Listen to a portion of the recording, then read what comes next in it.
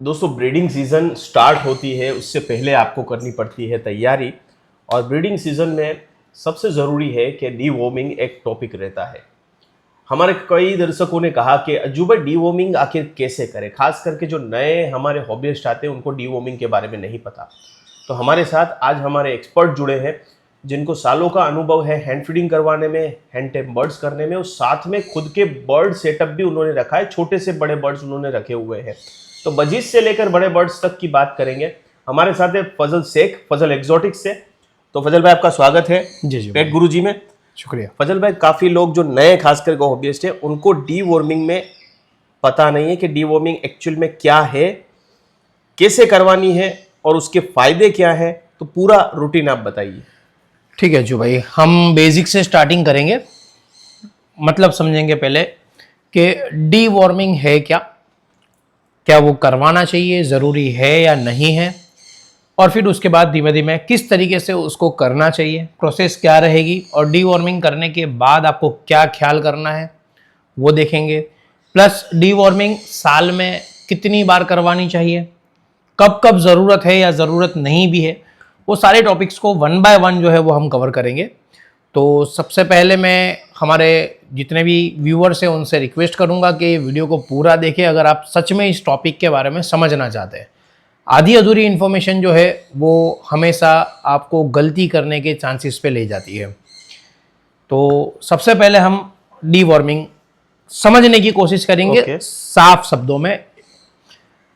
शब्दों में deworming, normally हम लोग कुछ भी खाना खाते हैं, चाहे वो ह्यूमन से या एनिमल से, बर्ड से। हर कोई जब कोई खाना खाता है तो डाइजेशन के अंदर, हमारे पेट के अंदर बहुत सारे वर्म्स होते हैं, कीड़े होते हैं। ओके कुछ जो है वो हमें नुकसान करते हैं। ओके डीवॉर्मिंग का हमारा जो मेन मकसद है वो हमेशा ये रहता है कि जो कीड़े हमें नुकसान करते हैं, हमारे न्यूट्रिशन को, हमारे शरीर में हमको जो खाने से जो ऊर्जा मिलती है, जो बेनिफिट्स मिलते हैं, उसको वो लोग खुद मतलब अब्जॉर्ब कर लेते हैं। हमको वहां तक उस चीज को मिलता नहीं है। आपने देखा होगा बहुत सारे बर्ड्स, बहुत सारे एनिमल्स में कि जब आप उसको एक अच्छा फूड देने के बावजूद उसका बॉडी ग्रोथ नहीं करती, या ट्रीटमेंट करने के बाद भी उसकी बॉडी रिकवर नहीं करती, उसका मेन रीजन ये है कि उसके पेट में कीड़े हैं, वर्म्स है, जिसके वजह से जो भी ट्रीटमेंट आप उसको कर रहे हैं उसके न्यूट्रिशन वैल्यू उसको नहीं मिलती। तो डीवॉर्मिंग जरूरी है उन कीड़ों को मारने के लिए जो हमारी सेहत के लिए, बर्ड्स के सेहत के लिए नुकसानकारक है। ओके डीवॉर्मिंग जरूरी है ह्यूमंस के लिए, इंसानों के लिए, जानवरों के लिए और बर्ड्स के लिए। ये सारों के लिए डीवॉर्मिंग जरूरी है। आज हमारा जो टॉपिक है, हम टॉपिक सिर्फ और सिर्फ बर्ड के बारे में बात करेंगे। तो ये हो गया हमारा बेसिक, सिर्फ बेसिक डीवॉर्मिंग का, कि डीवॉर्मिंग हमें उसलिए करनी है कि हमारे बर्ड्स के पेट में जो कीड़े हैं वो मर जाए। अच्छा, अब इसमें इसका आगे ध्यान रखने की बात यह है कि जब हम डीवॉर्मिंग करते हैं तो हमारे मेन जो 3 टाइप के कीड़े हैं जिसको मारने के लिए हम डीवॉर्मिंग करते हैं, लेकिन साथ साथ में कुछ अच्छे बैक्टीरिया और अच्छे कीड़े जो है वो भी साथ साथ में मर जाते हैं। ओके उनको रीग्रो कैसे करना है वो भी सीखना जरूरी है, क्योंकि सब कुछ चला जाएगा बॉडी में तो फिर वापस से ग्रोन करने में टाइम लग जाता है। ओके बर्ड्स उस टाइमिंग पे काफी वीक हो सकता है।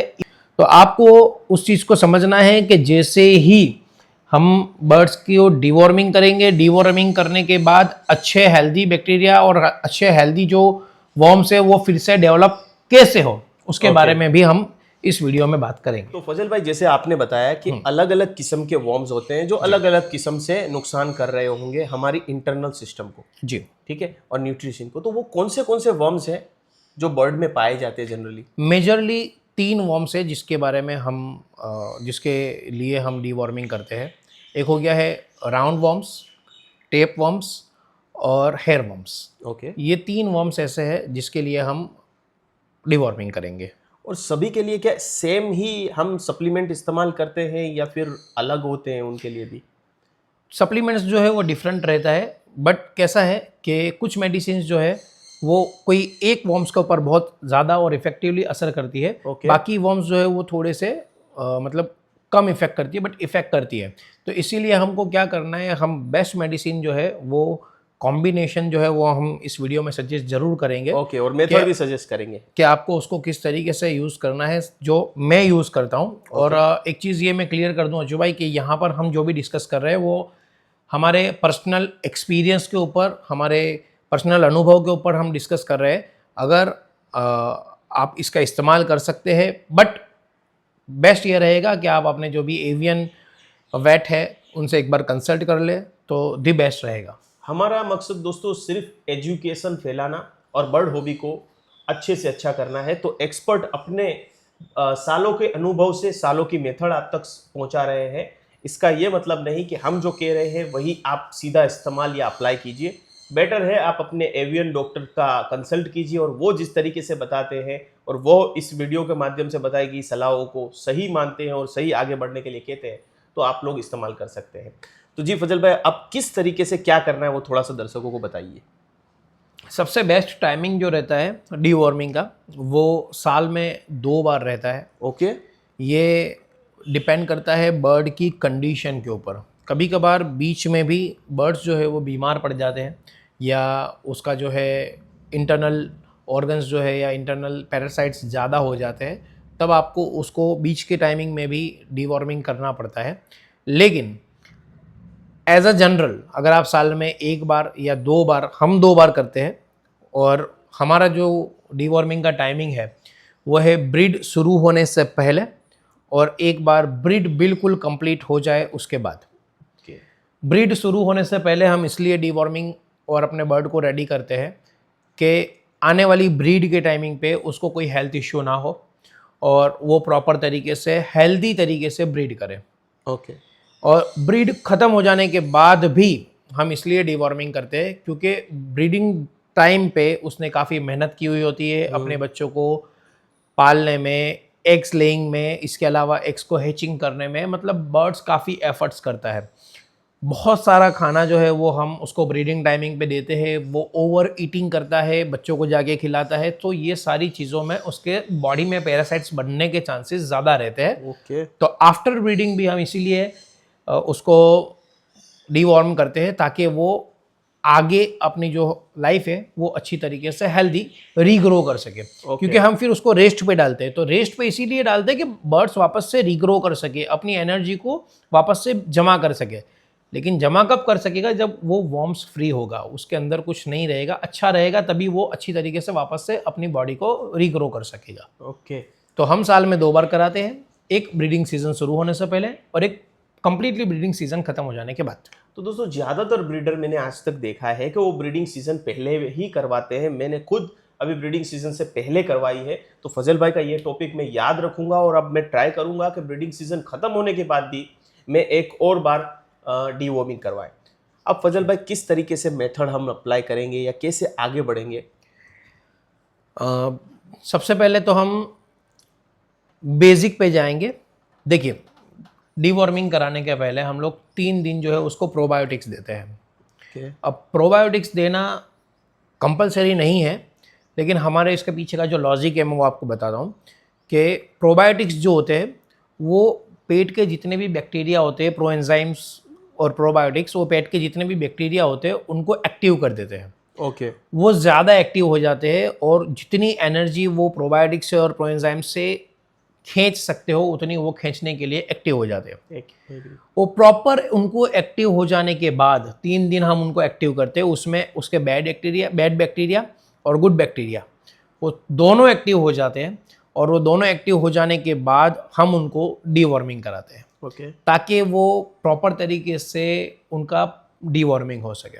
और डीवॉर्मिंग करने के बाद फिर हम एक बार फिर से प्रोबायोटिक्स और प्रोएंजाइम्स का कोर्स कराते हैं, ताकि डीवॉर्मिंग के अंदर जो सारे बैक्टीरिया जो मर गए हैं वो हेल्दी बैक्टीरिया वापस से रीग्रो हो सके। ओके। क्योंकि प्रोबायोटिक्स प्रोएंजाइम्स जो है वो हेल्दी बैक्टीरिया को ग्रोथ करने में मदद करता है। ओके। तो वो वापस से अच्छी तरीके से रीग्रो हो सके, इसीलिए फिर से हम लोग उनका 3 से 4 दिन का कोर्स करते हैं। और किसी भी बड़ी मेडिसिन या किसी भी एंटीबायोटिक का कोर्स करने के बाद आपको उसको लिवर टॉनिक का कोर्स कराना कंपलसरी है, ताकि उसका जो लिवर डैमेज हुआ है वो क्लियर हो जाए, तो वो आपको कंपलसरी है। तो हालांकि इसमें हम कोई भी एंटीबायोटिक यूज़ नहीं करते, फिर उसके बावजूद भी हम 2 दिन का उनका लिवर टॉनिक का कोर्स करा देते for the healthy purpose.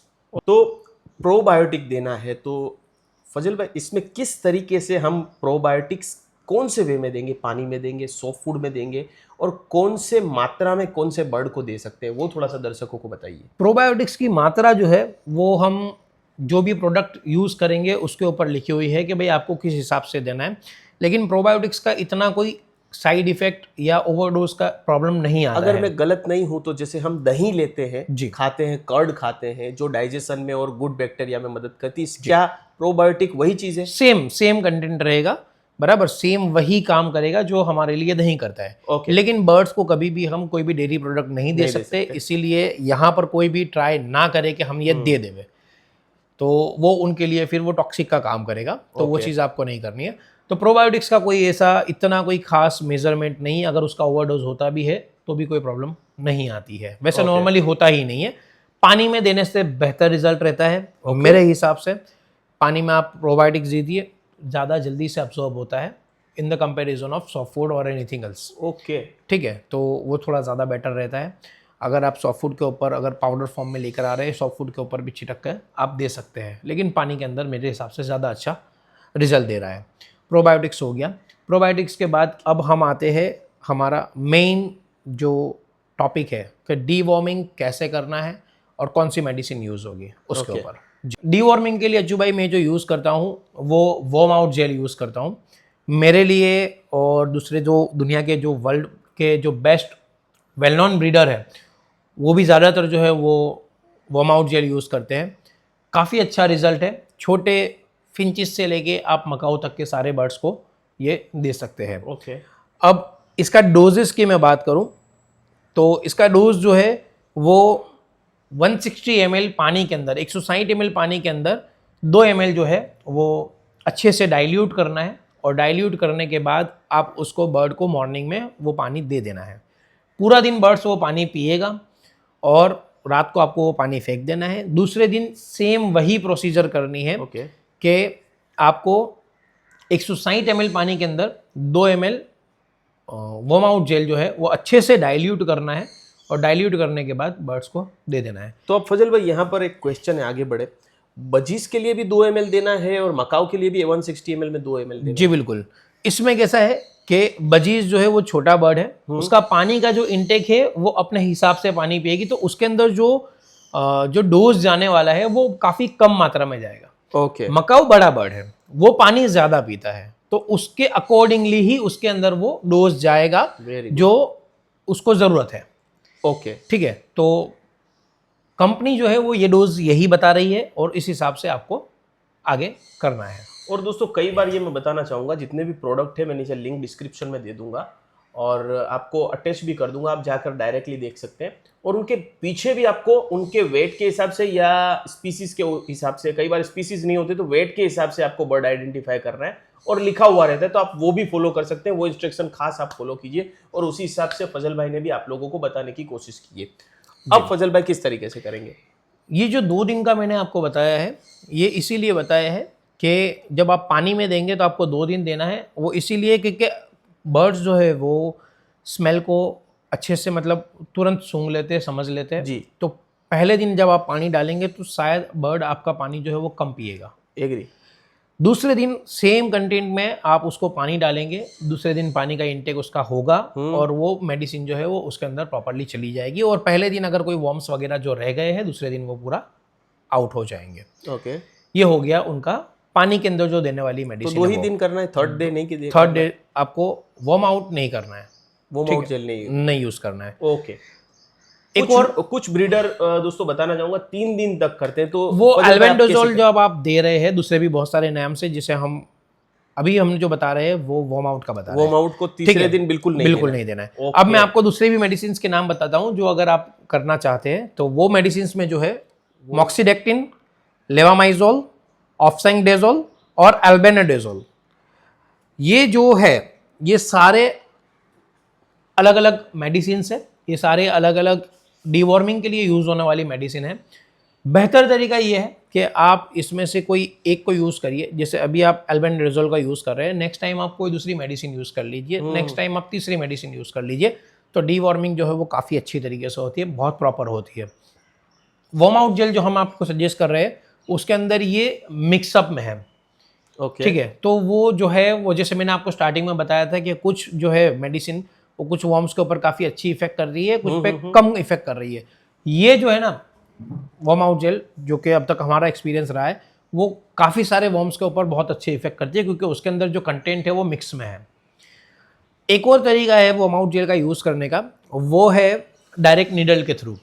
Okay उसमें आपको सिंगल डे कराना है, 2 दिन की कोई ज़रूरत नहीं है, सिंगल डे। उसमें आपको कैसा यूज़ करना है कि 9 ml की आपको सिरिंज लेनी है, 9 ml आपको उसमें पानी लेना है और 1 ml जो है वार्म आउट जेल लेनी है। ओके उसको अच्छे से मिक्स कर लेना है। डाइल्यूट करने के बाद बर्ड के वजन के हिसाब से, ओके बर्ड के वजन के हिसाब से उसको आपको जो है वो उतने ml डायरेक्ट देना क्रॉप है। के अंदर देना है, ओके ठीक है। अराउंड 100 to 120 ग्राम के ऊपर 1 ml या हाफ ml है, वो एक बार कंटेंट उसको देख लेना पड़ेगा, okay half ml to 1 ml, ठीक है ठीक है। उतना ही आपको उसके अंदर से क्रॉप के अंदर उसको दे देना है। ये उसका 100% एक्यूरेट तरीका है। इससे आपका बर्ड्स का डीवॉर्मिंग होने के कंप्लीट चांसेस है, कोई मतलब आपको रिस्क नहीं रहता है। रिस्क सिर्फ एक ही है कि आपको वो चीज़ करना आनी चाहिए।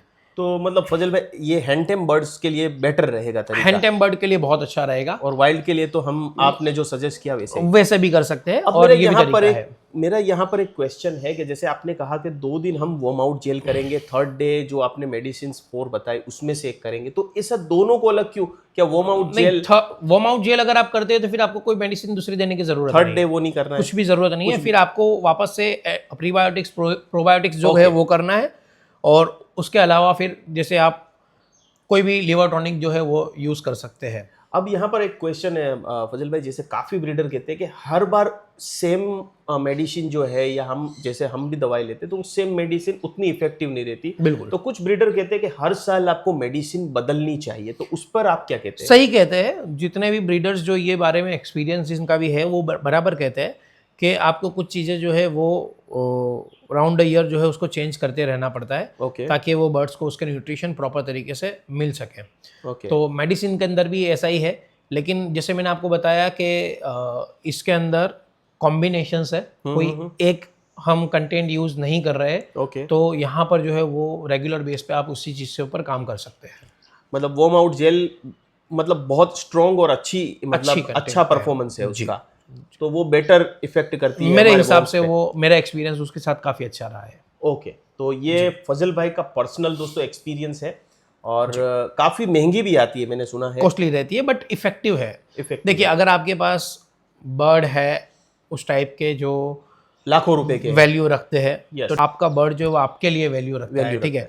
एक 50 ml की अगर आप देखें तो काफ़ी महंगी आती है, लेकिन आपका उसमें से यूज़ कितना है, 1 ml 2 ml, ठीक है। तो 1 से 2 ml यूज़ करना है, आपका काफ़ी लंबा टाइम जो है वो उसका चलता है। तो एक लॉन्ग टाइम का है और एक परमानेंट है, आप ऐसा बोल सकते हैं इलाज है। तो उसके अंदर ये मैं वन काइंड ऑफ इन्वेस्टमेंट कहूँगा, खर्चा नहीं है। काफ़ी सारी चीज़ों से आपको काफ़ी सारे बर्ड्स, आपके बर्ड्स को बचा के रखता है, बड़ी बीमारियों से बचाना डीवॉर्मिंग के अंदर है। तो ये एक इन्वेस्टमेंट है, इसको आप एक्सपेंस में नहीं गिन सकते। क्योंकि दोस्तों आपको अपने बर्ड की, चाहे मेरे हिसाब से तो बजीज है, मकाओ है या कोकाटेल है, सभी को आप उतना ही प्यार करना चाहिए, क्योंकि आप एक बर्ड लवर है, तो उतनी ही रिस्पेक्ट दीजिए जितनी आप बजीज को देते हैं, चाहे मकाओ को देते हैं। तो इसमें मॉनेटरी पर्पस आपको नहीं देखना चाहिए, और एक बेस्ट से बेस्ट सॉल्यूशन अपने बर्ड को प्रोवाइड करवाना चाहिए। इसीलिए हम एक्सपर्ट के पास आते हैं कि वो किस तरीके से आगे बढ़ रहे हैं और आपको बताएं।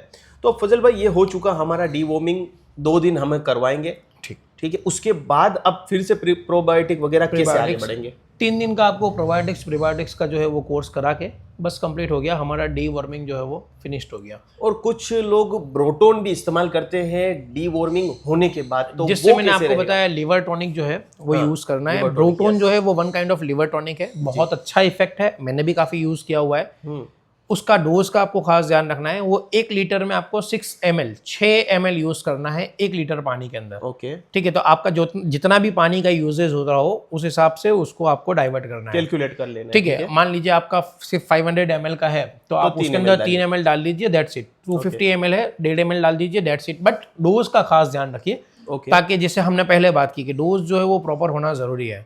तो उस हिसाब से आप उतना यूज़ कीजिए। 2 दिन उसको यूज़ करना है, बाकी काफ़ी डीवॉर्मिंग के बाद या डीवॉर्मिंग के डे पे? डीवॉर्मिंग के बाद जब हम प्रोबायोटिक्स यूज करेंगे, प्रोबायोटिक्स के बाद आप प्रोबायोटिक्स के साथ भी यूज़ कर सकते हैं, बट उतना कोई उतावल या उतनी जल्दी है नहीं, तो आप प्रोबायोटिक्स के बाद यूज़ करिए, ज़्यादा अच्छा इफेक्ट देगा। मतलब समवेयर अराउंड 10 डेज का हमारा पूरा कोर्स होगा। बहुत अच्छा रिजल्ट बिफोर रहता 3 डेज प्रोबायोटिक, और बिफोर भी हमें ब्रोटॉन देना है या नहीं? है। बिफोर नहीं देना है, बाद में ही देना बाद है। में ही देना है। तो ये एक पूरी प्रोसेस हुई। अब मेरे जो सवाल है मैं वो भी आपको करूंगा। फजल भाई, इस बार मैंने डिवॉर्मिंग की तो मैंने ऑब्जर्व किया कि जो मेरे 100 बजीज है, हॉलैंड बजीज है, उनको थोड़ी सी पोटी लग गई। तो वो रीजन क्या हो सकता है? हम लोग ये डीवॉर्मिंग करते ही इसलिए ताकि उनका जो पेट जो है वो क्लियर हो जाए। ओके, ठीक है, वो जो पोटी लगी हुई है वो ये बता रहा है कि आपके बजीज के अंदर वॉर्म्स थे ओके, जो मेडिसिन के बाद बाहर निकले हैं। ओके, ठीक है, तो वो 1 से 2 दिन जो है वो रहना, 1 से 2 दिन दिखना, वो बिल्कुल नेचुरल है, ओके, कोई प्रॉब्लम वाली बात नहीं है। वो वॉर्म्स जो है वो वॉर्म्स बाहर निकल रहे हैं, वो पेट उसका साफ हो रहा है, क्लियर हो रहा है, तो वो चीज़ बिल्कुल नॉर्मल है। आपको सिर्फ इतना ध्यान रखना है कि उस टाइमिंग पे आप अपने बर्ड्स को जो फीड दे रहे हैं वो प्रॉपर होना चाहिए। ओके। और वो नेचुरल है, लेकिन हाँ उसको लॉन्ग टाइम नहीं चलना चाहिए। 2-3 दिन तक का ठीक है, वहाँ तक वो वॉर्म्स सारे बाहर निकल जाएंगे और आपका बर्ड्स जो है वो वापस से रिग्रो कर जाएगा। अब आपने फीड बोला, उसी से मुझे भी थोड़ा सा रिकॉल हुआ। कुछ ब्रीडर का कहना है कि जब हम डिवॉर्मिंग करते हैं तो सॉफ्ट फूड देना चाहिए, कुछ कहते हैं कि सॉफ्ट फूड नहीं देना चाहिए। तो इसमें आप किस तरीके से देखते हैं, आप क्या फॉलो करते हैं? मैं सीज़न को फॉलो करता हूँ अज्जू भाई, कि भाई हम किस सीज़न में उसको ब्रीड मतलब डीवॉर्मिंग करा रहे हैं। अगर सीज़न ऐसी है जहाँ पर जैसे अभी मॉनसून अभी है। मॉनसून है, मॉनसून के अंदर जो है वो भेज का वातावरण बहुत ज़्यादा रहता है, ह्यूमिडिटी बहुत ज़्यादा हाई रहती है। तो इस सीज़न के अंदर ड्यूरिंग द जिस 2 दिन आप उसको डीवॉर्मिंग करा रहे हैं उस दिन, और अगर आपने पानी के थ्रू करा रहे हैं, यानी कि वो 160 ml में 2 ml वाला जब पानी आपने भर के रखा है और उसमें से आप करा रहे हैं, तो आप सॉफ्ट फूड अगर कम देते हैं या नहीं देते हैं तो वो बेहतर है। ओके, वो क्यों? क्योंकि सीड्स रहेंगे, पानी का इंटेक ज़्यादा रहेगा, ज़्यादा होगा। तो वो प्रॉपर तरीके से पानी पिएंगे। Very good. लेकिन मान लीजिए क्या अगर आप उसको क्रॉप में करा रहे हैं डीवॉर्मिंग, फिर कोई मसला नहीं है, आप कुछ भी दो उसको, कोई इश्यू नहीं आता है, कोई डिफरेंट नहीं आता है। मेडिसिन अंदर जा चुकी है, वो उसका काम कर रही है। मतलब इसलिए ब्रीडर्स बोलते हैं कि सीड्स दीजिए ताकि उनका इंटेक पानी का बढ़ जाए, प्यास ज्यादा लगे और पानी भी पिए, क्योंकि वो सूखा रहता है। जी वरना उनको पानी का जो है वो मॉइस्चर वो सॉफ्ट फूड से कंट्रोल कर लेते हैं। बिल्कुल। वेरी गुड दोस्तों, देखिए हर पॉइंट पे हमने बारीकी से बात की। इवन आपने कुछ फेस किया है तो आप कमेंट करिए। इसके अलावा फजल भाई आप कुछ बताना चाहेंगे? डीवॉर्मिंग बहुत ज़रूरी है, हर बंदे को बर्ड्स की साल में 2 डीवॉर्मिंग बार के कराना बारे में बर्ड्स के डीवॉर्मिंग के बारे में खास ध्यान रखना है। साल में अगर आप 2 बार कराते हैं वेल एंड गुड, नहीं मैं कराते, सिर्फ एक ही बार करवाता नहीं हूं। कराते, एटलीस्ट साल में 1 बार कराइए। ओके, अगर आपके घर पे कोई दूसरे एनिमल्स है, जैसे कैट हो गई, डॉग्स हो गए, इवन गोट हो गए, बकरा बकरियाँ हो गई, ये सारों को भी डीवॉर्मिंग लगता है, आप उनके बारे में जानिए और उनको भी डीवॉर्मिंग कराइए, ये बहुत ज़रूरी है उनके लिए। तो इसके अलावा डीवॉर्मिंग के रिलेटेड आपके कोई भी क्वेश्चन है वो हमें कमेंट में कीजिए, हम इसका आंसर देने की कोशिश करेंगे। चलने से पहले एक और दोस्तों छोटा सा क्वेश्चन। जी। फजल भाई, मैंने सुना है कि डीवॉर्मिंग अगर लंबे समय तक नहीं करवाते तो उससे कोई बर्ड्स को बीमारियां, जैसे आपने आगे भी कहा, बीमारियां लगने का खतरा बढ़ जाता है। डाइजेशन इश्यू रहेगा अज्जू भाई। ओके, डाइजेशन इश्यू में क्या होता है कि पेट के जो अंदर हमारे इंटेस्टाइन है वो प्रॉपर तरीके से काम करना बंद कर देंगे। ओके, फिर जैसे हम लोग कुछ लोगों को देखते हैं या कुछ जानवरों को देखते हैं जो कुपोषण के शिकार होते हैं, यस, खाना वाना खाने के बावजूद भी उनकी बॉडी में लगता नहीं है, यस, या वो अच्छे से ब्रीड नहीं कर पाते क्योंकि उतना जो है वो उनका इंटेस्टाइन जो है उतना प्रॉपर तरीके से काम नहीं कर रहा है। ओके, ठीक है, उनको जितनी एनर्जी चाहिए वो नहीं मिल रही है, जितनी कैलोरीज उनको चाहिए उतनी बर्न नहीं हो रही है, जिसके वजह से आपका बर्ड जो है वो धीमे धीमे वीक हो जाएगा। बहुत सारे मैंने सवाल किए, मैंने अपने पर्सनल एक्सपीरियंस प्लस दूसरे ब्रीडरों की बातें सब मैंने फजल भाई से डिस्कस की। आपको कैसा लगा एपिसोड ज़रूर बताइएगा। फजल भाई एक बार फिर से बहुत बहुत शुक्रिया इतने आसान शब्दों में आपको समझाने के लिए। फजल एक्सोटिक्स को आप फॉलो कर सकते हैं इंस्टाग्राम पे, यूट्यूब पे भी इनका चैनल है जहाँ पर आप कोलोब्रेशन में देख रहे होंगे, तो आप इनको प्लीज़ फॉलो कीजिए। और किसी भी तरीके की कोई भी आपको हेल्प या रिक्वायरमेंट है तो आप फजल भाई के नंबर आपको डिस्क्रिप्शन में मिल जाएंगे। हमें वक्त देने के लिए बहुत बहुत धन्यवाद। शुक्रिया। तो ऐसे ही वीडियो हम एक्सपर्ट के द्वारा लेकर आते रहेंगे। आज के वीडियो में दोस्तों इतना ही।